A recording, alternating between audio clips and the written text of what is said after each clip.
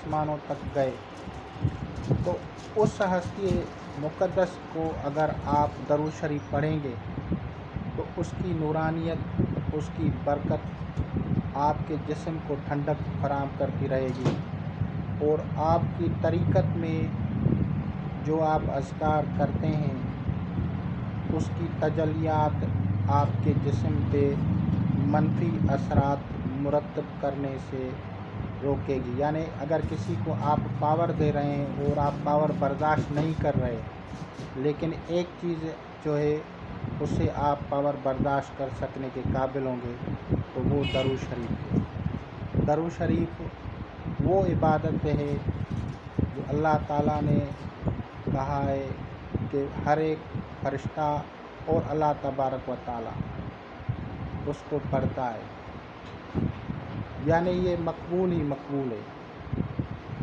यानी ये कलमात मकबूल ही मकबूल है। इसलिए आपको कोई भी दरूद शरीफ जो भी आता है आप उसको लाजमन पकड़ें, तो इंशाअल्लाह अज़ीम अल्लाह तबारक व ताला और सैयदना मोहम्मद मुस्तफ़ा सल्लल्लाहु अलैहि वसल्लम और मोहम्मद व आले मोहम्मद की आप सब लोगों पे नज़र करम और फैज़ होगा। खुदा हाफ़िज़। अस्सलाम वालेकुम बिस्मिल्लाहिर रहमानिर रहीम बिस्मिल्लाहिर्रहमानिर्रहीम अल्लाहुम्मा सल्लि अला मुहम्मद व अला आलि मुहम्मद कमा सल्लैता अला इब्राहीम व अला आलि इब्राहीम इन्नका हमीदुम मजीद। अल्लाहुम्मा बारिक अला मुहम्मद व अला आलि मुहम्मद कमा बारकता अला इब्राहीम व अला आलि इब्राहीम इन्नका हमीदुम मजीद। औज़ु बिल्लाहि मिनश शैतानिर रजीम बिस्मिल्लाहिर रहमानिर रहीम। रुजत अमलियात के सिलसिले की मैं जो है दूसरी वीडियो ये बना रहा हूँ। तफसीलन इसके बारे में गुफ्तगू करेंगे ताकि आप लोगों को उसको समझने में आसानी हो, और कभी भी अगर आप या कोई आपके दोस्त या कोई और जैसे शिकार हो जाए इसके रुजत अमलियात में फंस जाए, तो आप उसको पहचान भी जाएं और उसका इलाज भी कर सकें। तो जब रुजत अमलियात किसी को होती है तो जैसे कोई दावत देता है, तो ये दावत जो होती है ये समझो कि एक रूहानियों को बुलाया जाता है। अब रूहानियात जो है वो खाने पीने से तो पाक हैं, तो वो सूंघती हैं, यानी अगर फरिश्ते आएंगे तो वो सूंघेंगे, तो आपको बखूर लाजमन करना है। लेकिन अगर आप बखूर नहीं करते तो भी वो आपको बददुआ देंगे, जिससे रुजत हो जाती है। इसी तरह कुछ रुजत जो दावत का इंतज़ाम होता है, जिसे हम न्याज कहते हैं, वो अगर नहीं करते तो भी लोगों को रुजत हो जाती है। रुजत होने के बाद उस आदमी पे रुजत की जो जिस तरह की मखलूक़ात उसके ऊपर मुसल्लत हो जाएगी, उसी तरह के उसके ऊपर असरात होंगे। मिसाल के तौर पर एक इंसान में पहले थोड़ा हसद था, लेकिन वो हसद आगे बढ़ जाएगा उसका, क्योंकि हसद भी एक रूहानी बीमारी है। इसी तरह अगर किसी में तकब्बुर है तो उसका तकब्बुर और बढ़ जाएगा। तो किसी भी अगर आपको अगर वो मरीज़ नज़र भी आएगा ना रुजत वाला, आप उसको कहेंगे कि आपके ऊपर असरात है, तो उल्टा वो आपके गले पड़ जाएगा, आपसे लड़ने के लिए तैयार हो जाएगा, क्योंकि उनके ऊपर उनमें जो अंदर दाखिल हो जाते हैं शयातीन, उनके मुख्तलिफ़ सूरतें होती हैं, मुख्तलिफ़ अशकाल होते हैं। कोई सांप होता है, तो सांप का काम क्या है, सांप के ज़बान के कितने हिस्से हैं, 2 हिस्से हैं, तो वो बंदा फिर मुनाफ़िक़त वाली पॉलिसी करता जाएगा और लोगों को जो है लड़वाने का काम करेगा। इसी तरह अगर किसी में वो शैतान कुत्ते के रूप में होगा, तो कुत्ते का काम है काटना, लोगों के ऊपर भौंकना, कोई बात करेगा तो भी उससे बातों बातों में बेइज्जत कर देगा, अगर कोई बात नहीं करेगा तो भी बेइज्जत कर देगा। यानी वो समझेगा कि मैं जो कुछ कह रहा हूँ वो सही है, बाकी और सब लोग गलत हैं। और कुछ लोगों की कैफियत ये होती है कि वो बीमार हो जाते हैं जिस्मानी तौर पे, और उनके जिस्म में खुश्की पैदा हो जाती है। कुछ ऐसे भी होते हैं कि उसके जिस्म में पूरा नर्वस सिस्टम जो है, आपके जो रगों का निज़ाम है, जो नसें हैं जिस्म में, वो वीक हो जाएंगी, क्योंकि जो शयातीन है वो इंसान के खून के साथ गर्दिश करते हैं, तो इंसान के पूरे जिस्म में नसों के ज़रिए नसों को कमज़ोर कर देते हैं, और अगर उससे ज़्यादा बढ़ जाते हैं तो आदमी का जो है ज़हनी तवाज़ुन बरकरार नहीं रहता, वो किसी को पहचानने के काबिल नहीं रहते।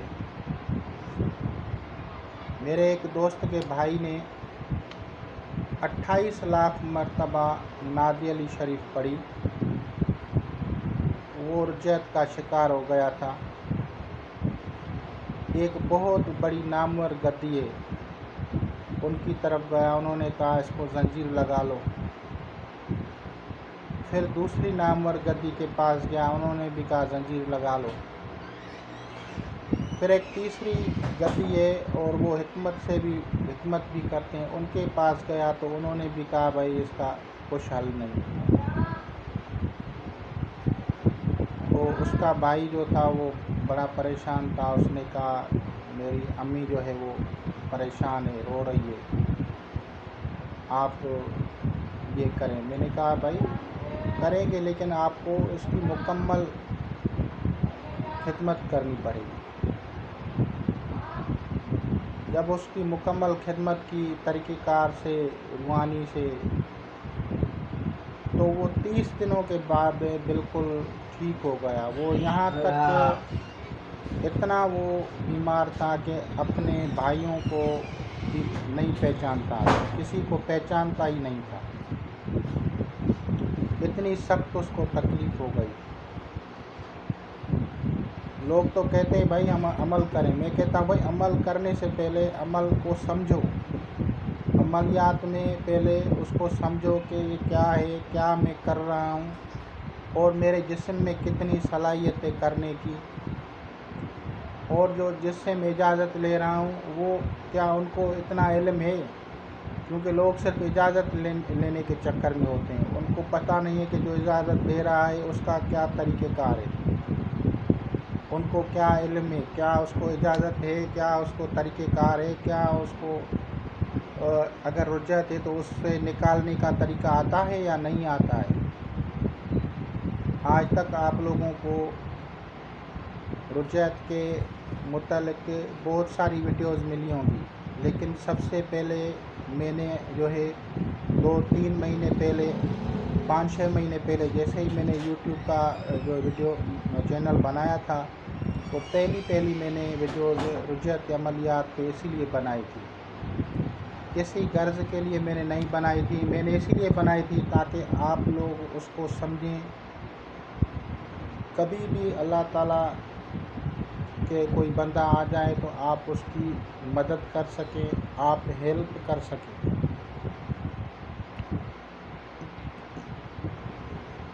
इल्म जफ़र का एक चैनल चलाता है राजा आसिफ भाई, उसका कज़न जो है वो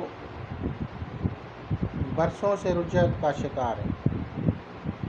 तो एक ग्रुप में मुझसे उसने बात की, उसने कहा वो लाइलाज हो गया है और उन्होंने लाखों रुपए खर्चे किए।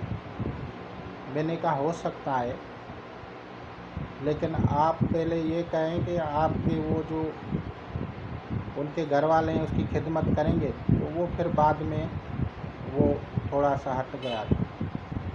تو میں نے حقیقتاً بات کہی تھی، اس نے تو بات ایسے پھینکی ہوگی کہ شاید اس کو پتہ نہیں ہوگا رجعت کا کیسے علاج ہوگا یا کس طرح سے۔ تو میں مخلصانہ طور پہ کہتا ہوں کہ جو لوگ آپ کو ان میں کچھ میں اس طرح کے شیاطین داخل ہو جاتے ہیں کہ وہ کتوں کے اور اس کا جو خون پیتے ہیں، آپ کہیں گے اس نے کالا جادو کیا ہے یا اس طرح، اکثر بھائی وہ رجعت کا شکار ہوتے ہیں، چاہے وہ کون سا بھی عمل کریں۔ تو اس میں اس طرح کی کیفیات، اس طرح کے حالات ہو جاتے ہیں، اور عمومی طور پہ بندش رزق کی یہ تو کوئی بات ہی نہیں ہے نا، یہ تو عام بات ہے۔ اور جسمانی امراض اگر لگ جائیں تو کہاں سے عام بندہ اس کو سمجھ سکے، اس کا کیسے کرے۔ تو اس طرح کے کیفیات ہوتی ہیں۔ سب سے پہلے آپ اس کو دعوت جو ہے وہ مکمل انتظام ہو، بخورات ہوں، نام سے آپ کا جو کچھ آپ ذکر کر رہے ہیں، عمل پڑھ رہے ہیں، وہ آپ سے میچ کرے، بعد میں آپ اس کو کریں گے۔ اس سلسلے میں میں نے مندرا شریف کو پیش کیا ہے، جو کہ رجعت عملیات کو بھی ختم کرتا ہے۔ لیکن اگر کسی کو مکمل علاج سمجھ میں نہیں آ رہا تو میں نے آپ کو کہا تھا کہ یہ صرف روحانی علاج ہے۔ رجعت عملیات کے بعد جو جسمانی کمزوریاں پیدا ہوں گی ان کے لیے آپ کو دوائی لازماً لینا ہوگی۔ اگر آپ دوائی نہیں لیں گے تو آپ ٹھیک نہیں ہوں گے۔ اور کیونکہ رجعت عملیات کے دوران لوگوں کے پاس پیسہ روپیہ بالکل نہیں ہوتا، وہ سمجھو کہ زندہ درگور کی کیفیت میں ہوتے ہیں، تو وہ خرچہ کرنے کے قابل بھی نہیں ہوتے۔ جبکہ آپ کو پتہ ہے کہ پرانے دور میں جب مریض جاتے تھے تو وہ کہتے کہ ایسا بھی مرض ہے اس کو، یہ ایسا بھی مرض تھا۔ اور بعد میں سندھ اور پنجاب کے لوگوں میں، کیونکہ جن کو تعلیم کم ہوتی تھی، وہ کہتے تھے اس کو حسابی خیال ہے۔ کوئی حسابی خیال نہیں ہوتا، ایسا بھی کمزوری ہوتی ہے، اعصاب کو انہوں نے حساب لکھ لیا۔ تو بعد میں ان کی جو ہے نروس سسٹم کو بھی پاور دی جاتی ہے اور جسمانی طاقت کی ادویات کھلائی جاتی ہیں تاکہ لوگوں کو وہ مکمل صحت ہو۔ اگر آپ صرف مندرا شریف پڑھیں گے ان کو فائدہ ہوگا، لیکن وہ روحانی علاج ہوگا نا، تو اس کے بعد اس کو جسمانی لازماً کرنا ہے۔ اور اس کو سمجھو کہ مہینہ 2 مہینہ اس کی مکمل خدمت کریں گھر والے۔ جب اس کی مکمل خدمت ہوگی تو وہ صحت یاب ہوگا۔ اگر آپ اس کی مکمل خدمت نہیں کرتے تو اس کی صحت نہیں ہوگی۔ اور اس میں اگر آپ کو دوسرے علوم میں مہارت ہے تو مختلف صورتیں ہیں قرآن مجید فرقان حمید میں جو کہ اس کا علاج ہیں، اور ہر آدمی ہر مریض کے نام کے حساب سے وہ صورتیں اور آیات تبدیل ہو جاتی ہیں۔ کسی میں سورہ عبس کا استعمال ہوتا ہے، کسی میں سورہ یاسین کا استعمال ہوتا ہے، کسی میں سورہ مریم کا استعمال ہوتا ہے، اور کسی میں سورہ انشقاق کا استعمال ہوتا ہے۔ غرض یہ کہ وہ مختلف جو نکلیں گے ان کے نام کے حساب سے صورتیں یا قرآنی آیات ان کو پڑھ کے اس کو روز مریض کو دم کر کے پلانا ہوگا، اور بہترین تیل پہ دم کر کے اس کے جسم کو لگوانا ہوگا۔ اور اس کے سر کو مالش کرنا پڑے گی، پورے جسم کو تیل لگانا پڑے گا، آہستہ آہستہ سے اس کی ریکورنگ ہوگی۔ ایک دن میں وہ مریض ٹھیک نہیں ہوتا، کیونکہ میں نے کہا تھا کہ اس کی روحانی بیماری تو ختم ہو جائے گی لیکن جسمانی کمزوری بالکل رہے گی اس کو، تو اس کے لیے آپ کو علاجات کرنا پڑیں گے۔ ہر ایک کے اپنے اپنے پریکٹیکل ہوتے ہیں، ہمارے اپنے پریکٹیکل ہوتے ہیں، دوسروں کے اور ہوں گے، کسی اور کے اور ہوں گے، سب اپنی جگہ پہ صحیح ہیں، لیکن سب سے پہلے ڈائیگنوز کس طرح سے کیا جائے، یہ ساری چیزیں اگر آپ کو روحانی باطنی آنکھ کھلی ہوگی تو آپ کو پتہ چل جائے گا کہ اس آدمی کا علاج جو ہے کس آیت کریمہ سے، کس جو ہے صورت مقدسہ سے، یا کون سا اس میں الہی پڑھا جائے جس سے اس کا علاج ہو، اور بعد میں آہستہ آہستہ سے ان کو صحت ہونا شروع ہو جاتی ہے۔ آج وہ جس نے 28 لاکھ مرتبہ نادی علی شریف پڑھی تھی وہ بالکل ٹھیک ہے، اپنا جو ہے ٹیلر ماسٹر درزی کی دکان چلاتا ہے، بالکل صحت مند ہے، کوئی عمل نہیں کرتا۔ میں نے اس کو منع کر دیا تھا کہ اگر عمل کرو گے تو ہم آپ کے ذمہ وار نہیں ہیں، کیونکہ انہوں نے کسی سے اجازت لی تھی اور کوئی اس کا ٹریٹمنٹ کرنے کے لیے میں نے کہا تھا کہ 3 بہت بڑی گدیوں کے 4 کے پاس گیا تھا، لیکن انہوں نے اس کو کہا تھا کہ اس کو مان دو۔ بہت سارے لوگ جو آپ کو پاگل خانوں میں یا دوسری جگہوں پہ نظر آتے ہیں، ان میں کچھ لوگ سحر و جادو کے متاثر ہوتے ہیں، اور ان میں بہت سارے لوگ جو ہیں وہ رجعت کا شکار ہوتے ہیں۔ رجعت کی وجہ سے دوسرے معاملات زندگی میں بھی بندش لگ جاتی ہے۔ اکثر ہمارے بہنیں اور بھائی پڑھے لکھے ہر دن نئی تسبیح کرنے کا شوق رکھتے ہیں، ہر دن نیا عمل پڑھتے ہیں، ہر دن نئی بات سوچتے ہیں، تو وہ شروع ہو جاتے ہیں پڑھنا، تو اس کی تاثیر سے وہ رجعت کا شکار ہو جاتے ہیں اور امورات زندگی ان کے متاثر ہو جاتے ہیں۔ اور بہت سارے لوگ جو کہ جلالی اعمال کرنے کا شوق رکھتے ہیں کہ ہم اس کو پڑھیں گے تو جن بھاگ جائے گا، جادو ختم ہو جائے گا، اور وہ شروع کر دیتے ہیں۔ لیکن سب لوگوں سے میں نے کہا تھا کہ وہ حرف میچ نہیں ہوتے، اور وہ جلالی اسماء پڑھنے والے رجعت کا شکار ہو جاتے ہیں، کیونکہ یہ اسماء سلاسل طریقت میں بھی ان آدمیوں کو دیا جاتا تھا جو کہ ترک دنیا کر دیتے تھے، یعنی پہلے دنیا کو طلاق دو، دنیا سے تعلق ختم کرو، بعد میں پڑھتے تھے۔ لیکن آج کل ہر ایک یوٹیوب ہو یا کوئی سوشل میڈیا ہو، وہاں پہ اسماء جلالی کو زیادہ ترجیح دیتے ہیں، تو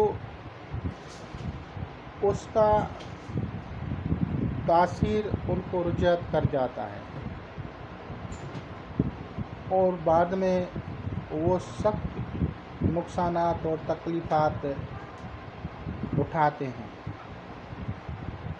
ایک آدمی نے یا کار کو پڑھا تو اس کی آنکھ میں ایک سیاہ نشان بن گیا تھا، تو دوسرے اس کے دوست نے اس کو بولا کہ آپ کے آنکھ میں جو ہے سیاہ نشان بن گیا ہے۔ وہ بھی اپنے آپ کو یہی سمجھتا تھا کہ میں کوئی بڑی طاقت ہوں، اور آج سمجھو کہ رجعت کا شکار ہے۔ اور اس میں ایک شیطان بصورت کتا اس میں داخل ہے۔ اب وہ کیونکہ ظاہراً تو ٹھیک ٹھاک لگتا ہے نا، تو وہ کسی کو مانتا نہیں اور کسی کی بات مانتا ہی نہیں، نہ کسی کی سنتا ہے، اپنے آپ کو بہت سب کچھ سمجھتا ہے۔ تو اس طرح کے جب حالات ہوں تو ان کو میں نے پہلے بھی یہی کہا تھا کہ جلالی اعمال سب آدمی نہیں کر سکتے، لیکن پھر بھی اگر کسی کو شوق ہو تو وہ کر لیں۔ وہ تکالیف جو ہوں گی تو ان کا علاج کیسے ہوگا جب آپ اپنے ہی ہوش میں نہیں ہوں گے، جب آپ اپنوں کو ہی نہیں مانیں گے تو آپ کا علاج کون کرے گا؟ جب آپ اپنے مطلب گھر والوں کو ہی نہیں مانیں گے، آپ کے گھر والے سمجھیں گے کہ میرے اوپر کالا جادو کیا گیا ہے۔ آپ خود جب ذہنی کمزور ہوں گے تو آپ کو خود اندر وہ جو ہے خیالات فاسدہ پیدا ہوں گے کہ میرے اوپر جادو ہو گیا ہے، بندش لگ جائے گی ہر طرح کی۔ رجعت کی یہ کیفیات ہوتی ہیں، وہ آدمی خود بھی سوچتا ہے، نیم پاگل ہو جاتا ہے سمجھو۔ تو ساری تکالیف اس کے اوپر آ جاتی ہیں۔ اور جیسا کہ میں نے کہا تھا کہ رجعت کا علاج ایک نہیں ہے، مختلف چیزیں ہیں، مختلف طریقوں سے ان کے علاجات کیے جاتے ہیں۔ جیسا کہ بحری کا عمل ہے، یہ بالکل صحیح ہے عمل، لیکن ہر جگہ پہ یہ بھی کام نہیں کرتا۔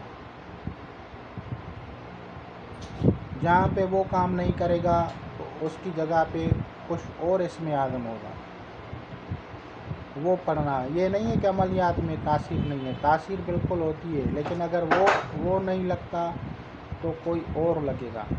دوائی جس طرح سے مختلف ہوتی ہیں، اسی طرح اسماء الحسنی ہوں یا آیات ہیں، مختلف ہیں۔ ہر بندے کی الگ الگ سے علاجات اور اس کے طریقہ کار ہوتے ہیں۔ کس کی جو ہے میرج پرابلمز کریٹ ہو جاتی ہیں، کسی کو جو ہے جاب پرابلمز کریٹ ہو جاتی ہیں، کسی کے جو ہے اپنے جو ہے میٹرنل ریلیشن شپ جو ہے وہ متاثر ہو جاتی ہیں،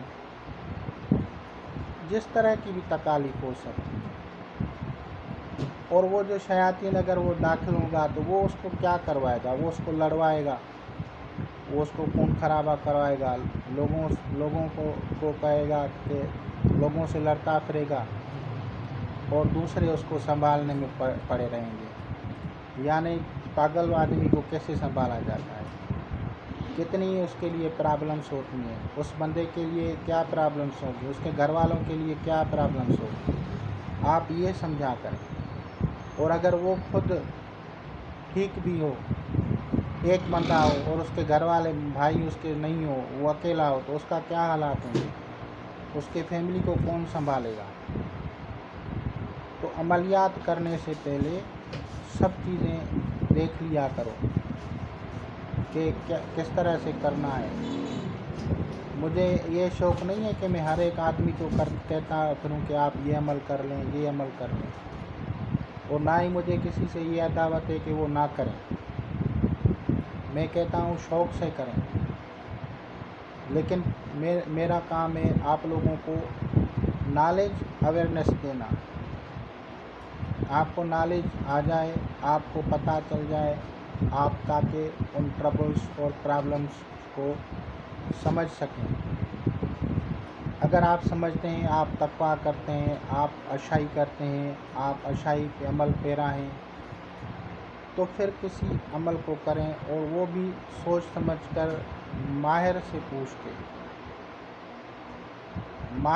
پوچھ کے عمل کیا کریں۔ جس کو ایسٹرالوجی کی تعلیم ہو، جس کو علم جفر کی تعلیم ہو، علم نجوم کی تعلیم ہو، جس کو ویدک کی تعلیم ہو، حکمت کی تعلیم ہو، تبھی جا کے آپ ان چیزوں کو فیس کریں۔ پرانے دور میں جتنے بھی ہمارے بزرگان دین تھے، ان کو اللہ تعالیٰ نے روحانی علوم کے ساتھ علم جفر، علم نجوم اور اس کے ساتھ حکمت کی بھی نالج ہوتی تھی۔ اگر کوئی مریض آ جاتا تھا تو اس کو پھر ہینڈل کر کے اور اس کی طبیعت اور صحت کو ٹھیک کرتے تھے، توجہ سے اس کا علاج تو کرتے تھے لیکن اس کی جسمانی کمزوریوں کو بھی ٹھیک کرتے تھے۔ لوگوں میں خوشحالی ہوتی تھی، درگاہوں پہ لوگ نذرانہ دیتے تھے، ان سے خرچہ پانی چلتا تھا۔ آج کل تو حالات ہی کچھ ہو رہے ہیں، لوگوں کے پاس ہے ہی کیا کہ وہ درگاہوں پہ دیں۔ لوگ خود غریب ہیں، وہ درگاہوں پہ کیا دیں، درباروں پہ۔ تو اس طرح کی جب کیفیات ہوں تو کیا ہوگے۔ اور ویسے ہمدرد لوگ بھی کہاں سے آئیں، اس دور کے طرح جو ہمدرد لوگ ہوں، جو زمینیں کر کے اپنے جو ہے اناج پیدا کر کے اور پھر درگاہیں چلاتے تھے، اپنے خرچے سے چلاتے تھے، اس طرح کے لوگ کم میں۔ اور کوئی بھی بندہ اگر کرتا ہے عملیات تو وہ ایک اپنے دوست ساتھ میں 2-3 رکھ لیں، تاکہ اگر آپ کو کبھی کوئی پرابلم ہو تو وہ آپ کی ہیلپ کر سکے۔ اگر آپ کو اس طرح نہیں ہے تو آپ پرابلمس میں نہیں پھنسیں، کیونکہ اگر وہ آپ کا دوست اگر ہوگا تو وہ آپ کو سنبھال لے گا۔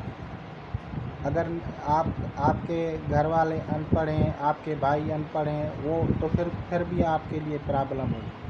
لیکن اگر آپ کے دوست یا ہمدرد جو ہوں گے وہ اچھے ہوں گے تو وہ پھر آپ کو روحانی علاج کرنے کے بعد آپ کو پھر صحیح طریقے سے آپ کو صحت یاب کرنے کے لیے وہ کام کرتے رہیں گے اور آپ کو صحت حاصل ہو جائے گی۔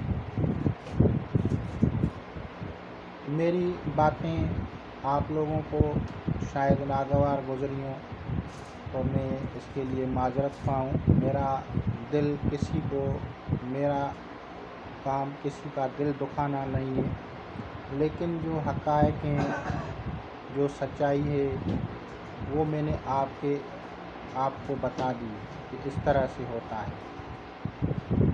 اور دوسرا، آپ کو سلسلے سے وابستہ رہنا بہتر ہے، اس سے آپ کو تکالیف کم ہوں گی۔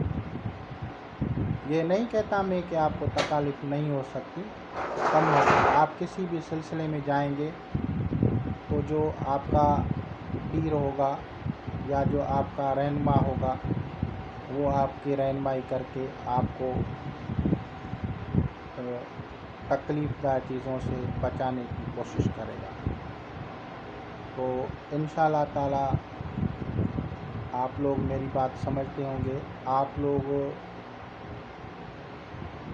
میری آپ سب لوگوں سے ریکویسٹ ہے کہ 200 مرتبہ درود شریف خاص طور پہ روزانہ پڑھا کریں۔ کیوں پڑھا کریں؟ کیونکہ اسماء کا نور جو ہے وہ انسانی جسم برداشت کرنے کے قابل نہیں ہوتا،